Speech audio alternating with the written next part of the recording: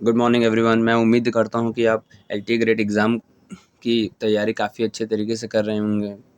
मैंने जो last video बनाया था उसमें मैंने आपसे वादा किया था कि जल्दी ही मैं क्वेश्चन बैंक लेके आऊँगा। तो बेसिकली इस पर्टिकुलर वीडियो में हम देखने वाले हैं कि कितने डिफरेंट टाइप्स के क्वेश्चंस आएंगे आपको एलटी ग्रेड कॉमर्स डिवीज़न के लिए।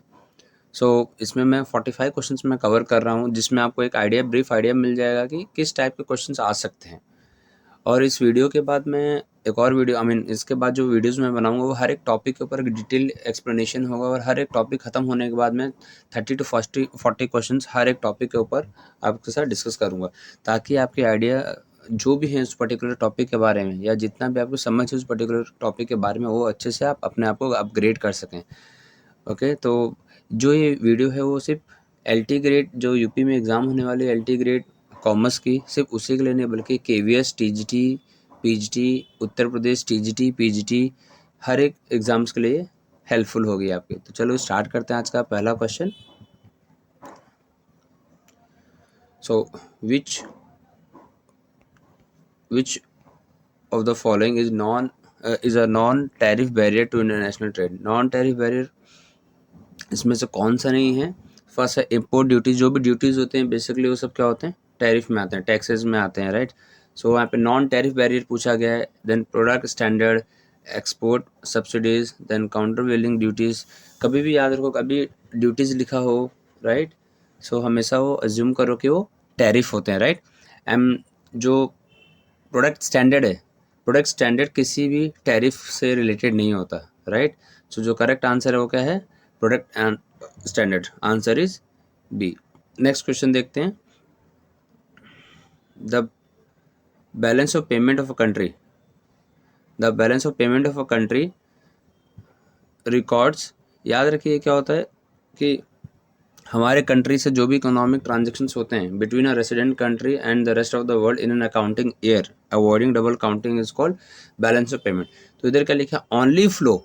यहाँ पे लिखा ओनली फ्लो, तो रॉन्ग, ओनली फ्लो नहीं है, ठीक है। Then second, all economic transactions between resident of a country and the rest of the world, ये आंसर है हमारा, राइट। यहाँ पे लिखा है ओनली फ्लो, कभी भी याद रखो ओनली ऐसा आएगा मतलब कि दैट इज रॉन्ग आंसर, मतलब वो रिस्ट्रिक्टेड टू सर्टन थिंग्स है, राइट।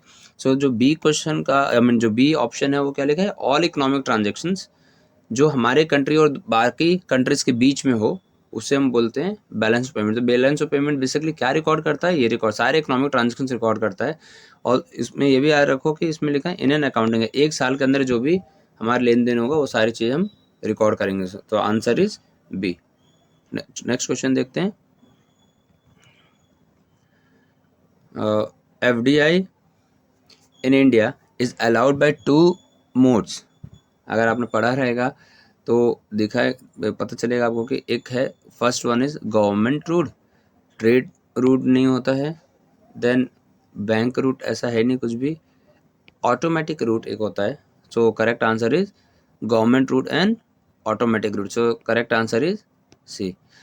फ्रेंड्स, जब मैं डिटेल में ये टॉपिक बनाऊंगा तो आपको समझ में आएगा कि बेसिकली होता क्या, ट्रेड रूट क्या है, बैंक रूट क्या है, ऑटोमेटिक रूट क्या है, राइट, गवर्नमेंट रूट क्या है, सारी चीज़ हम डिस्कस करेंगे तो आपको क्लियर हो जाएगा। तभी खाली ये क्वेश्चंस इसलिए मैंने बनाया ताकि आपको पता चले किस टाइप के क्वेश्चंस आते हैं और किस लेवल की हमारी तैयारी होनी चाहिए। ओके, नेक्स्ट देखते हैं हम question number 4। ASEAN is a trade agreement among 10 members countries of south east which in exclude. इसमें से कौन सा कंट्री इसमें से नहीं है, right. So our answer is A. Okay, ASEAN में ये नहीं है। ओके, नेक्स्ट क्वेश्चन देखते हैं।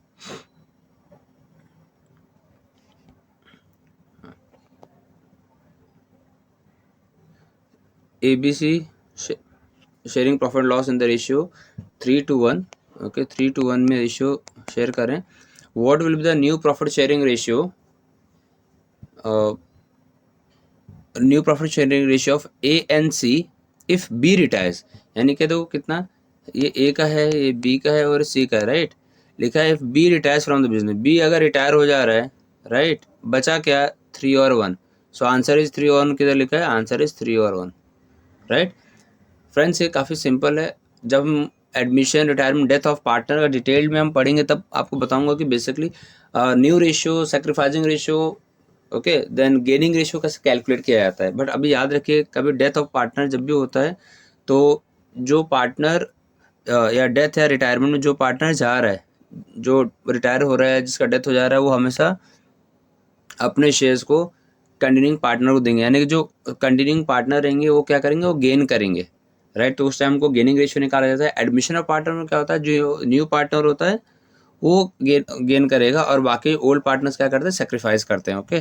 तो हम लोग न्यू रेशियो जब भी एडमिशन ऑफ न्यू पार्टनर में हमेशा क्या करते हैं, सेक्रीफाइसिंग रेशियो निकालेंगे, एंड रिटायरमेंट डेथ में गेनिंग रेशियो निकालेंगे। चलो नेक्स्ट क्वेश्चन देखते हैं। Given below are the two statement, one is labeled as assertion and the other one is labeled as reason. So assertion में दिया है watching is the examination of evidence which is in support of transactions, okay. Then reason क्या उसका बता रहा है, verification is used comparatively in very limited sense. In the light of above statement, choose the correct answer from the option given below. So लिखा है इसमें both assertion and reason are correct and the R is the correct explanation of A, right। यानी कि ये जो बोला है, जो रीजन है, राइट। लिखा है रीजन क्या था कि वेरिफिकेशन इज, जो असर्शन है वो करेक्ट है, watching is the examination evidence of which is in the support of transaction, वो करेक्ट है। जो रीजन दिया हुआ है इसमें लिखा is very limited sense, right. तो वो लिमिटेड सेंस नहीं होता है, ओके, पूरा ब्रॉड सेंस में कवर करता है, वेरीफाई करता है document. So answer is B is written here, both A and R correct, but R is not the correct explanation of A. So your answer is B. Next one is, which one of the following is not a personal account? इन सब में से personal account कौन सा नहीं है, okay. तो इसमें खाली एक पूछा है जो पर्सनल अकाउंट नहीं है, राइट।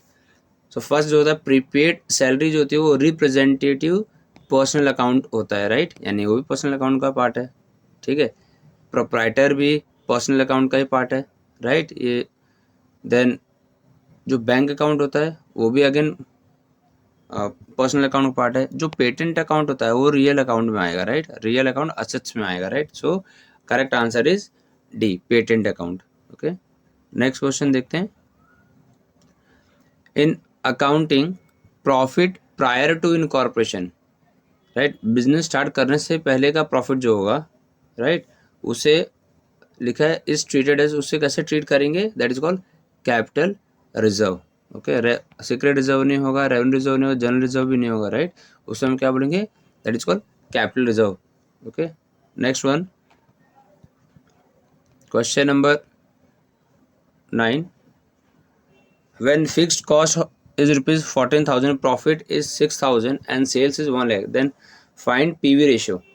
फ्रेंड्स PV रेशियो का फॉर्मूला क्या है, PV रेशियो का फॉर्मूला है contribution upon sales into 100, right. अब कंट्रीब्यूशन कैसे निकलता है, इसको sales minus variable cost gives you contribution. Contribution में से अगर हम लोग फिक्स्ड कॉस्ट को माइनस करेंगे तो हमको मिलता है प्रॉफिट, ओके। अगर हम प्रॉपर इस फॉर्मूलाज में उसको पुट करेंगे तो हमारा आंसर आएगा 20%। So answer is B. Friends, जब मैं इसको वीडियो बनाऊंगा इस पर्टिकुलर चैप्टर के बारे में, मार्जिनल कॉस्टिंग बेसिकली इस टॉपिक को बोलते हैं, तो जितने भी डिफरेंट टाइप्स के रेशियोज आते हैं वो सब के बारे में प्रॉपर डिस्कस करेंगे ताकि आपको जो भी डाउट है इस पर्टिकुलर टॉपिक के बारे में वो इजीली क्लियर हो जाए। और मैं उम्मीद करता हूँ जो भी वीडियो देखेगा उसको काफ़ी बेनिफिट मिलने वाला है, बिकॉज हर एक डिफरेंट टाइप्स के हम क्वेश्चंस में कवर करने वाले हैं। ये नहीं कि खाली हम लोग एकदम सिंपल क्वेश्चंस कवर करेंगे तो नहीं, बिकॉज एमसीक्यूज में क्या होगा कि वो fill in the blanks, then ऐसा जो हम कर रहे हैं ऑब्जेक्टिव टाइप में, देन मैच द फॉलोइंग आएगा, असर्शन रीजनिंग आएगा, राइट। हर एक डिफरेंट टाइप्स के हम लोग इसमें कवर करने वाले हैं। Now will see the next question 10th, a bonus shares are issued out of pre-acquisition profit, it will have direct effect on the consolidated balance, nahi, so no effect on the consolidated balance sheet. Third one, no effect on net profit, and last one is none of the above. So जो answer है हमारा वो होगा B, no effect on the consolidated balance sheet. Next question देखते हैं। Premium received on issue of shares is shown in the balance sheet under the head. First लिखा है share capital, then contingent liability, current liabilities, provisions, reserves and surplus. Friends आपको याद होना चाहिए जो भी हमने 11th-12th में जो भी हमने पढ़ा था, राइट। सो ये premium received on issue of shares किधर बेसिकली रिकॉर्ड होता है, राइट। जो प्रीमियम में कंपनी के लिए प्रॉफिट है सो वो आएगा रिजर्व्स एंड सरप्लस में आएगा। बहुत लोग क्या करते हैं उसको शेयर कैपिटल में लिख देते हैं, so answer is wrong, right. So हमारा आंसर, करेक्ट आंसर क्या होगा, answer is D, reserves and surplus. Next one है which of the following is not a key characteristics of activity based costing, जिसे ABC भी हम बोलते हैं। तो यहाँ पे first one, it emphasizes direct labor as a primary cost driven, then second it focuses on identifying and assigning cost to activities, then it helps in understanding the real cost of product and services, it can be used to improve pricing and product mix decision। सो इसका correct answer क्या है, it emphasizes the direct labour are as the primary cost driven. Okay, next question देखते हैं। Again the ratio of variable cost to sales is 70%। इसका मतलब क्या होता है, वेरिएबल कॉस्ट टू सेल्स मतलब सेल्स अगर 100 है सो वेरिएबल कॉस्ट का 70% होगा। Okay, then the break even point occurs at 60% of the capacity sales when fixed costs are at 90,000, the capacity sales will be how much। अगर इसको आप calculate करेंगे so you'll get 5 lakhs।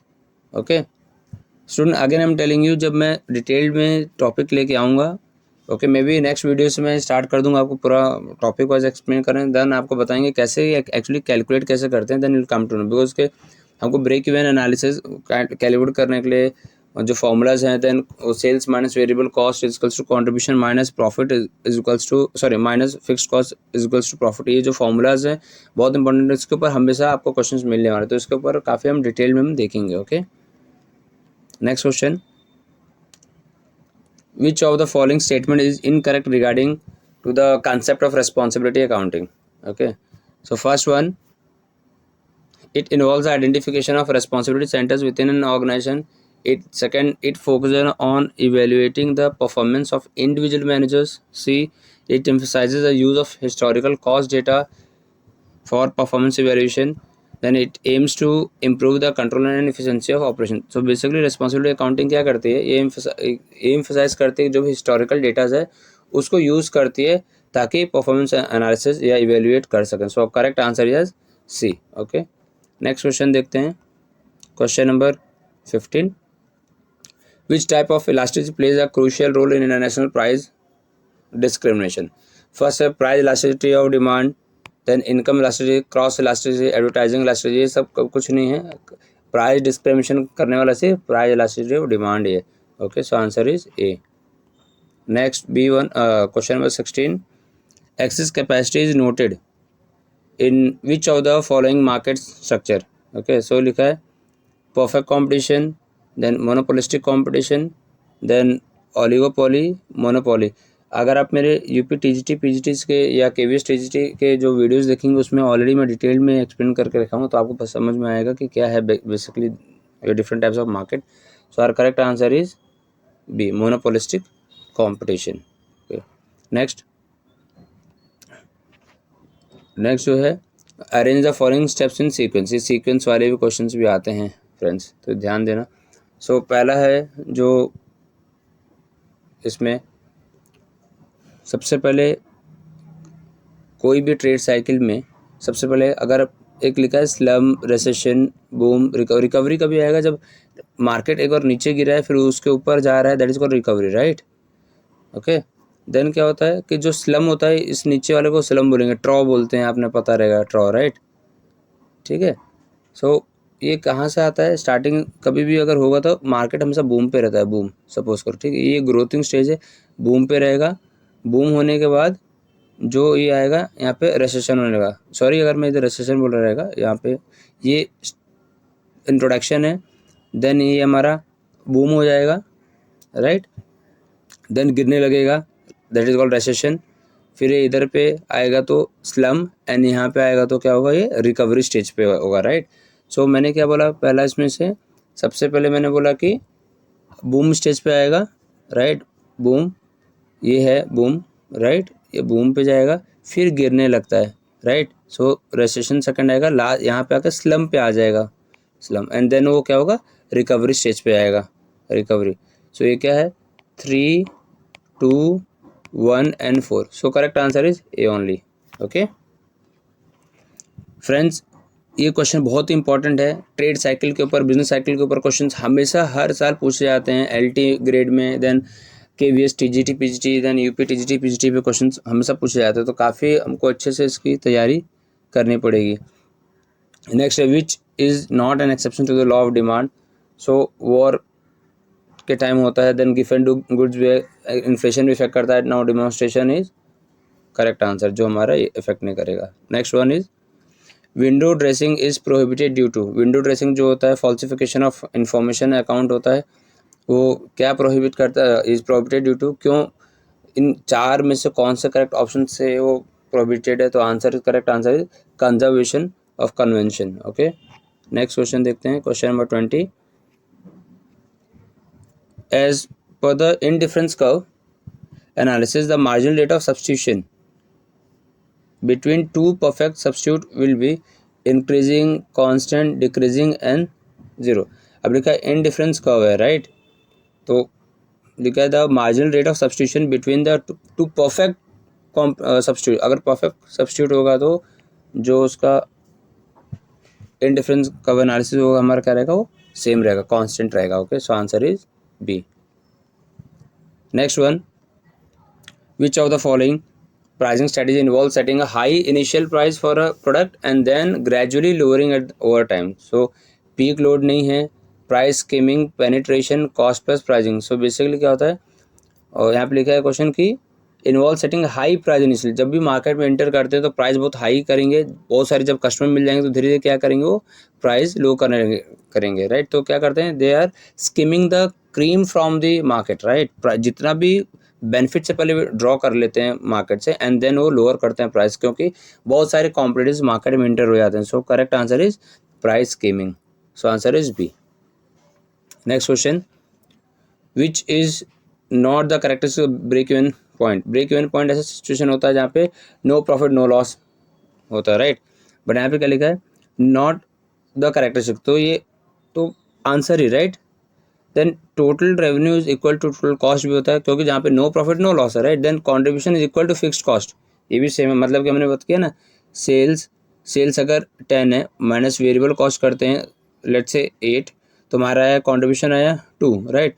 उसमें से minus fixed cost करते हैं let's say minus fixed cost is 2, तो हमारा जो प्रॉफिट आएगा वो आएगा 0, यानी कि नो प्रॉफिट नो लॉस आया। कब नो प्रॉफिट नो लॉस आया, जब कॉन्ट्रीब्यूशन और फिक्स्ड कॉस्ट इक्वल है। सो थर्ड पॉइंट भी सही है, first, second, third point is valid, right? And the fourth one, if you'll see here, it is written contribution is less than fixed cost, so answer is wrong। तो question क्या पूछा है कि which is not the characteristics of break even analysis, right? तो हमारा answer क्या होगा as per the question, answer is D। clear everyone? next question देखते हैं।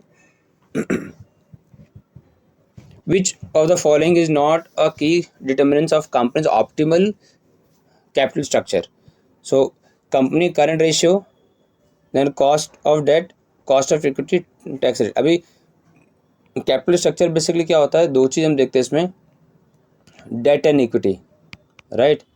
सो डेट एंड इक्विटी में कॉस्ट ऑफ डेट आता है, इक्विटी भी आता है, टैक्स रेट कितना पे करना वो भी आता है, बट कहीं भी करंट रेशियो नहीं आता है, राइट। तो क्वेश्चन पूछा है not a key determinant, so correct answer is our A. Question number 24 देखते हैं, इसमें दिया है which of the following is not a component of working capital, right. Working capital मतलब जो डेट पे रिक्वायरमेंट्स के लिए हम यूज़ करते हैं, तो इन्वेंट्री तो स्टॉक होता है, तो हमेशा यूज़ होती है, right. Then plant and machinery या प्लांट एंड इक्विपमेंट होता है, ये वन टाइम परचेज करते हैं, लॉन्ग टाइम के लिए यूज़ होता है, तो ये बेसिकली क्या था, कैपिटल बजटिंग में आता है, राइट। कैपिटल बजटिंग डिसीजन जो हम लोग प्रीवियस क्वेश्चन में देखे, राइट, वो उसमें आते हैं कैपिटल बजटिंग डिसीजन, और इसको बोलते हैं फिक्स्ड कैपिटल बोलते हैं, right. Then third one is bill receivable या पेबल अकाउंट, ये सब क्या होंगे, वर्किंग कैपिटल के लिए यूज़ होते हैं। बट जो करंट एसेट जो प्लांट एंड मशीनरी है वो किसके लिए यूज़ होगा, लॉन्ग टर्म के लिए यूज़ होगा, right. So correct answer is C. Sorry, इधर पे एक्चुअली ये बी एन सी ऐसे लिखा है, तो correct answer is this one, जो यहाँ पे मैंने सी लिखा है is the correct answer. Next one friends, जो ये क्वेश्चन है इसमें 3 डिफरेंट टाइप्स के लिवरेजेस होते हैं। वो हम जब डिटेल में टॉपिक करेंगे तो इसके ऊपर हम सारे डिफरेंट टाइप्स के क्वेश्चन हम कवर करेंगे, तो आपको समझ में आ जाएगा। Okay, so financial leverage is measured by, जो फाइनेंशियल लिवरेज है वो कैसे मेजर होता है। सो फर्स्ट लिखा है इसमें EAIT earning after interest and tax upon EBT earning before tax, then EBIT earning before interest and tax upon earning after tax, then EBIT upon EBT and none of the above, या none of this. So correct answer is C. Okay, correct answer is C. If earning per share on equity is 1.5 rupee 1.5 and market value of share is 15, okay, then the cost of capital is how much? 10%. क्योंकि आपको समझ में आएगा जो 1.5 है 15 का, right, वो तो 10% ही है, correct. Next one, operating leverage measures the relationship between, operating leverage किसके बाद बीच में रिलेशन स्टैब्लिश करता है, sales revenue and cost production नहीं है, ठीक है, sales revenue and EBIT, right, इसके ऊपर EBT भी नहीं होता है, कॉस्ट प्रोडक्शन भी नहीं, तो correct answer is B, sales revenue and EBIT। Okay, question number 28, capital structure is ideal when, capital structure basically हम क्या, वो जैसे बताया था मैंने, इक्विटी एंड डेट, राइट, ये दोनों का कॉम्बिनेशन को बोलते हैं कैपिटल स्ट्रक्चर। सो आइडियल कभी रहेगा जब cost of capital is minimum या प्रॉफिटेबिलिटी ऑफ द कंपनी और business maximum, profitability and cost both are maximum, ये होना चाहिए हमारा, राइट, ठीक है, एंड ये होना चाहिए प्रॉफिटेबिलिटी ऑफ मैक्सिमम, यानी कि, और इसमें लिखा है cost of capital is minimum. अभी देखो, अगर आप देखेंगे ना फैक्टर्स अफेक्टिंग, राइट, अभी हमको लग रहा है तीनों आंसर है, राइट, तीनों करेक्ट आंसर हमको लग रहा है, बट अगर आप देखेंगे factors affecting capital structure, right, तो आपको समझ में आएगा कि कभी भी अगर हम लोग को अपने कंपनी को अगर फंड रेज करना है with the help of debts, long term borrowing से अगर हमको करना है, तो हमको देखते हैं कि वो सोर्सेज ऑफ फंड ले जहाँ से हमको डेट कॉस्ट कम हो, राइट। सो फर्स्ट वन एक एप्लीकेबल है, cost of capital is minimum, right. Then second लिखा है इसमें प्रॉफिटेबिलिटी ऑफ दिस बिजनेस, जिस बिजनेस के लिए मैं वो डेट ले रहा हूँ, लॉन्ग टर्म बोरोइंग से लोन ले रहा हूँ, उसमें बिजनेस में फंड, ये जो प्रॉफिट बहुत मैक्सिमम होना चाहिए, राइट, अगर प्रॉफिट ज़्यादा होगा तभी तो हमको बेनिफिट मिलेगा, right. So correct answer is A and B, यानी कि D is the correct answer, both A and B above. Okay, question number 29, which of the following is not an assumption of the central limit theorem? So the sample size insufficient large, then population is normally distributed, samples are independent, the population variance is known. So correct answer is the population is normally distributed. Then density of density method is applied in computing mode, median and none of this. So हमारा correct answer है वो है mode, most frequently occurring observation. Okay, next one 31 है, in a moderately asymmetrical distribution the standard deviation is equals to 5/4 of mean deviation. ठीक है, हम इसके बारे में डिस्कस करेंगे, क्वेश्चंस भी बहुत सारे लेके आएंगे स्टैट्स के ऊपर, इस पर्टिकुलर टॉपिक के ऊपर, तो आपको अच्छे से क्लियर हो जाएगा doubt. Next one, again two statements given, one is labelled as assertion, other one labelled reason, right. तो असर्शन क्या दिया है, C descriptive statistics, okay, descriptive statistics uses the data collections, presentation, analysis and interpretation. अब उसका reason क्या दे के रखा है, मतलब कि असर्शन को सपोर्ट करना चाहिए, okay, that is your reason. So लिखा inferential statistics, right, inferential statistics uses probability sampling forecasting theories. In the light of above statement, choose the correct answer, right. So first one लिखा है both A and R are correct and R is a correct explanation of A, so गलत है वो। then next one is both A and R correct but R is not a correct explanation of A, तो correct answer is B। याद रखना friends, ये इस type के question आते हैं तो मोस्टली चांसेस हमारा होता है सेकेंड ऑप्शन ही, जहाँ पे आर जो असर्शन रहेगा राइट एंड आर रहेगा रॉन्ग। वैसा 33 देखते हैं, select the wrong option. So mode is equals to 3 median minus 3 mean minus 2 median, शायद ये भी करेक्ट ही है राइट। अगर आप फॉर्मूलाज देखेंगे तो वो समझ में आएगा। Then mode is 3 median 2 mean is also correct, then 2 mean plus 1 median is also correct mode के लिए। देन जो डी दिया है 3 median plus 2 mean is not correct, so our answer is D. Next question देखते हैं हम लोग। अब इसमें जो डी है, सॉरी ए सी डी जो लिखा ना, ए सी डी, ए 1 सेकेंड ना, ए सी एंड डी, ओके। अभी ए सी डी देखेंगे तो यहाँ पे आपको पता चलेगा कि D is the correct answer, okay, A C D. Next one, the sum of deviation taken from the arithmetic mean is of a series is 0, positive, negative या none of this. So correct answer है आपका 0। Next one 35th question, what is the chances of drawing a king. ये probability chapter से basically लिया गया है। So what is the chances of drawing a king in a draw pack of 52 cards, right. So हर एक card जो different 4 types के होते हैं, वो हम जब डिटेल में करेंगे तो समझ में आएगा। तो हर एक के जो नंबर ऑफ कार्ड्स होते हैं सब में 13 होता है, राइट। सो कितना होगा 26 एंड 26, यानी टोटल कितना होगा 52 कार्ड्स, राइट। उस 52 कार्ड्स में से लिखा है what is chance of drawing a king, king आने के कितने चांसेस होते हैं, राइट। सो मैंने क्या बताया, हर एक जो कार्ड्स होते हैं, spade, diamond, heart, club, right, 4 ऐसे होते हैं। तो हर एक में 13 कार्ड्स होते हैं, राइट। हर एक में एक किंग होगा, यानी कि हर एक में एक किंग, मतलब 1 इंटू 4 कितना होगा 4, right.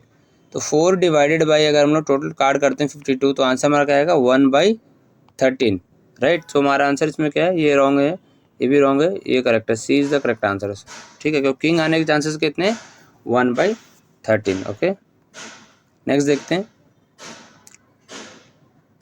Karl Pearson method was propounded in, कौन से ईयर में उन्होंने स्टार्ट किया, तो 1890, first is the correct answer, A.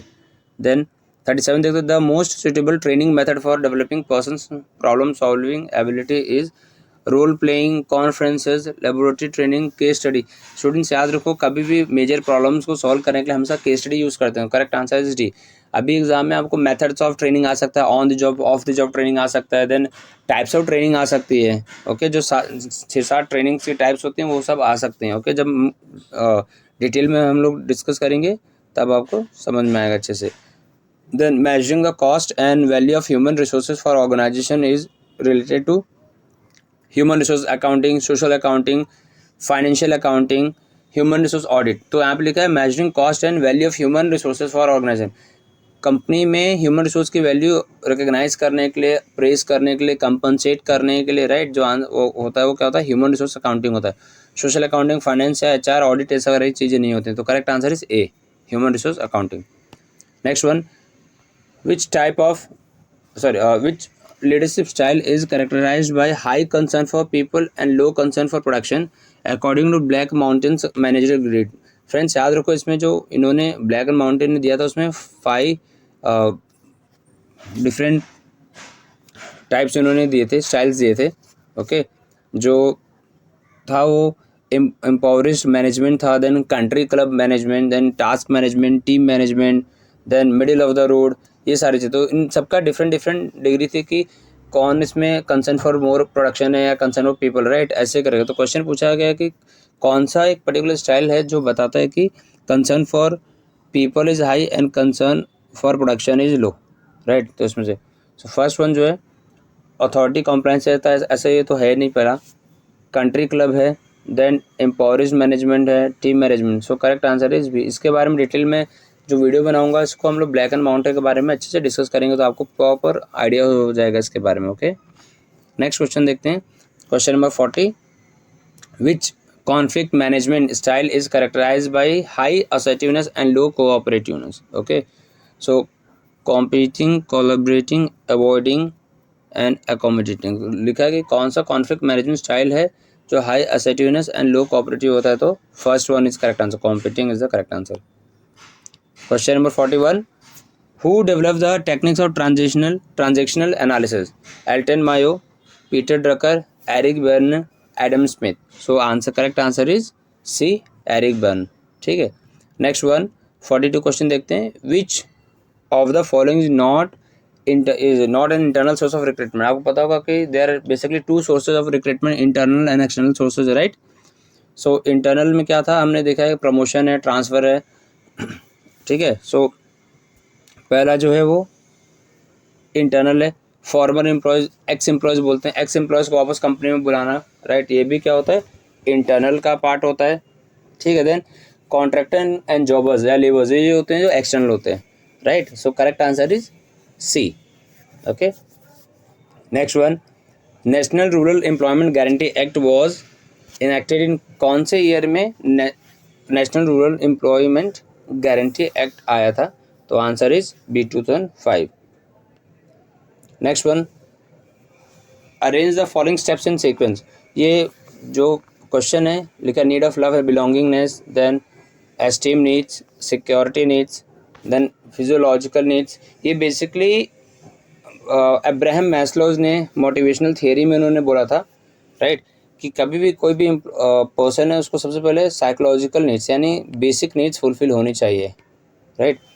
Basic needs fulfil होगी तो सेफ्टी के लिए जाएगा, सेफ्टी सिक्योरिटी के लिए जाएगा, देन एस्टीम नीड्स के लिए जाएगा, और लास्ट में जो होता है कि वो सेल्फ एक्चुअलाइजेशन नीड्स होती है। तो उसमें सेल्फ एक्चुअलाइजेशन नीड्स तो दिया नहीं है, तो हमको स्टार्ट करना है कि जो फिजियोलॉजिकल नीड्स है वो पहला बेसिक फर्स्ट होना चाहिए, राइट। तो फिजियोलॉजिकल नीड्स जो किधर दिया है, D1, राइट।